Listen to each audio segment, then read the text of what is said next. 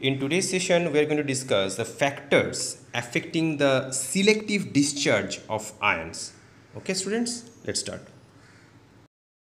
Hi students, welcome back. This is your Arijit sir in my channel Arijit Ghosh Chemistry Online. So before we start today's session, please subscribe my channel to get more information. Okay. In today's session, we are going to discuss the selective discharge of ions. Actually, from electrochemistry chapter for class 10 standard students. Okay, selective discharge of ions. Now students, actually what is the definition of this?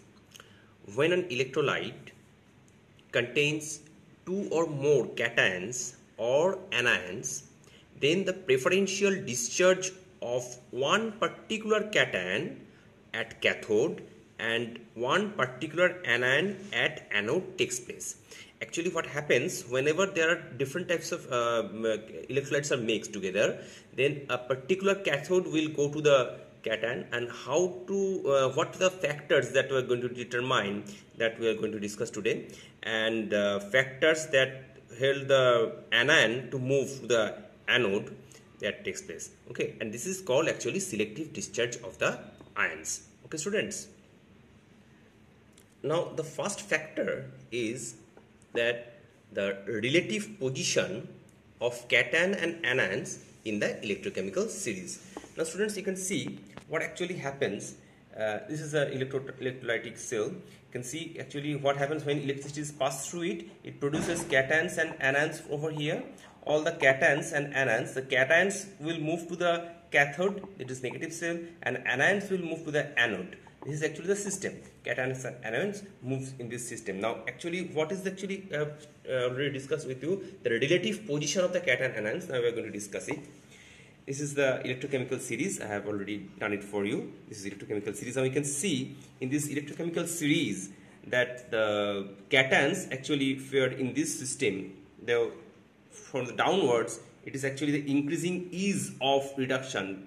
Going downwards, it is actually the increasing ease of reduction. Increasing ease of reduction. You can see actually the copper, mercury, silver, it all places below hydrogen, and above hydrogen there are potassium, calcium, sodium. These are the ions above hydrogen. Now in case of anions, the electrical the discharge with maximum difficulty in the downward system, actually sulfate will most difficult to discharge, and easily discharge will be hydroxyl ions. Okay, so OH minus ion, and then in the middle after sulfate thus comes nitrate, fluoride, chloride, bromide, iodides, etc. And this is the actual the system. Now so from here you can discuss from this actually from this electrochemical series.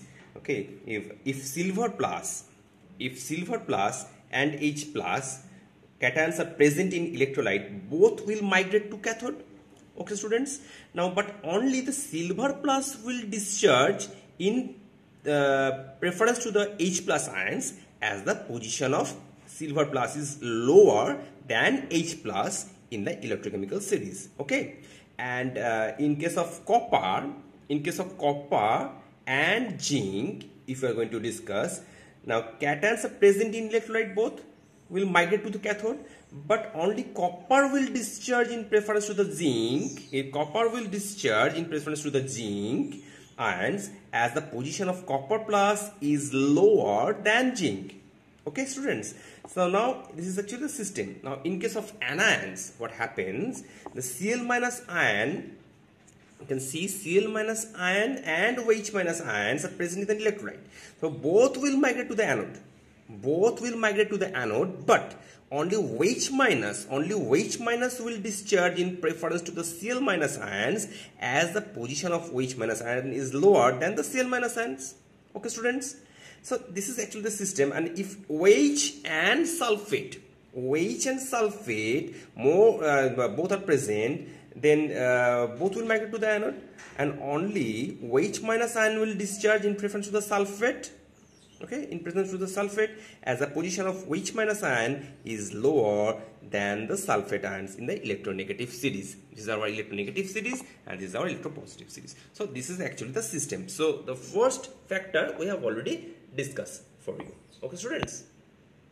Now the next factor is concentration of ions in the electrolyte. Now students, you can see actually when dilute NaCl and for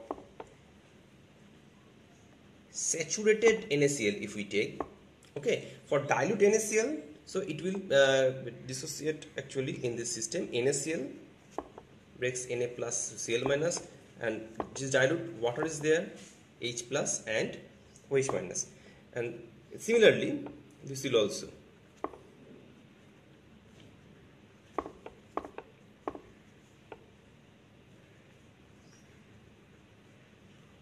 Now actually what happens, as here in this case the concentration of Na plus is less than the concentration of H plus, and in this case concentration of Cl minus is less than the concentration of OH minus in cathode. So at cathode H plus ion will discharge. At cathode H plus ion will discharge, and at anode OH minus ion will discharge. This is the system. At cathode H plus ion will discharge, and at anode OH minus ion will discharge. Now here in this case, when the saturated solution, as the concentration of Na plus here is more than the concentration of H plus, so here in this case at cathode Na plus will discharge. Okay, so because the ion discharge will override the position of H plus. Here is the ion discharge will override the position of H plus. So at anode also Cl minus will be discharged. Okay, students, actually this is a system, because here the concentration of Cl minus is greater than the concentration of OH minus. So this is actually the system, the concentration of the electrolytes. How electrolytes actually affects the system of discharge of the ions. Now another factor is, the third factor is nature of anode.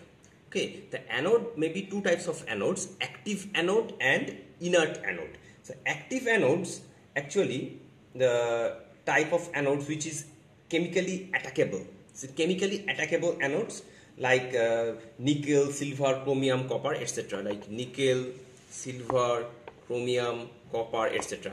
And inert anodes may be like iron, graphite, platinum, etc. Okay, iron, graphite, platinum, etc. So these are the attackable and these are chemically inert anodes. Now in case of chemically inert anodes and chemically attackable anodes, what actually the difference, actually what happens here in this case, say for example, if the cathode and anode both are, say for example, copper, okay, and here in this case for chemically inert, in case of say cathode is copper and anode is platinum. So here in this case anode is attackable because anode is copper. I'm discussing the nature of anode, and here in this case anode is platinum. Okay, so students, so when copper sulfate CuSO4, when it actually dissociates into Cu plus 2 and sulfate, you can see. So from here, is a very important reaction occurs in this system. I am going to show it to you now.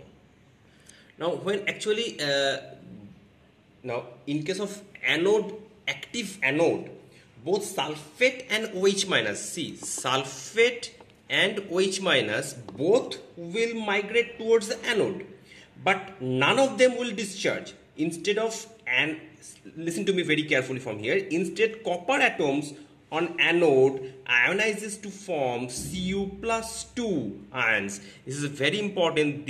None of these will going to discharge here in this case of active anode.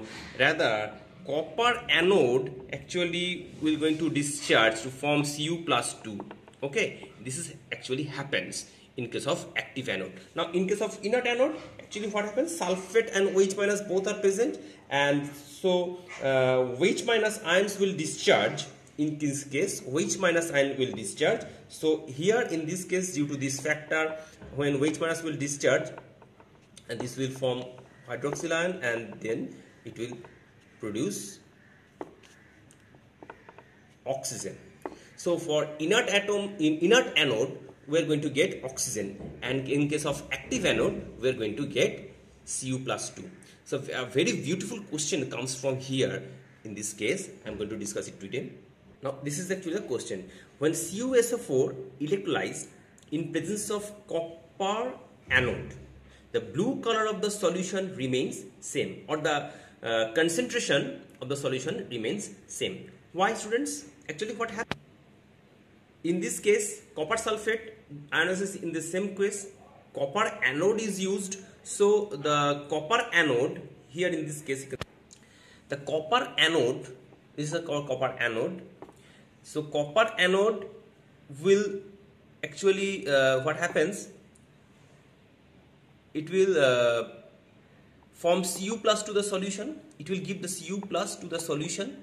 From copper anode will form Cu+ to the solution, and from solution the copper will deposit it to the cathode, and from solution copper plus will deposit to the cathode. So the blue color of the solution remains constant, and the anode will be erode. The part of anode will time to time erode. So this is actually the system, and this is a very good question to discuss for this part, the nature of anode part. Okay, students, so copper sulfate and electrolyzed in presence of copper anode, the blue colors remain same because of the factor this. Okay, and the copper cathode actually will be a little bit gains the weight, and anode will erode and it will lose the weight. Okay, students, so actually we have discussed for today's session in the selective discharge of ions. There are three main factors. So relative position of the cation and anion electrochemical series, number 2 the concentration of ions in the electrolyte, and the number 3 is the nature of anode. Okay, students.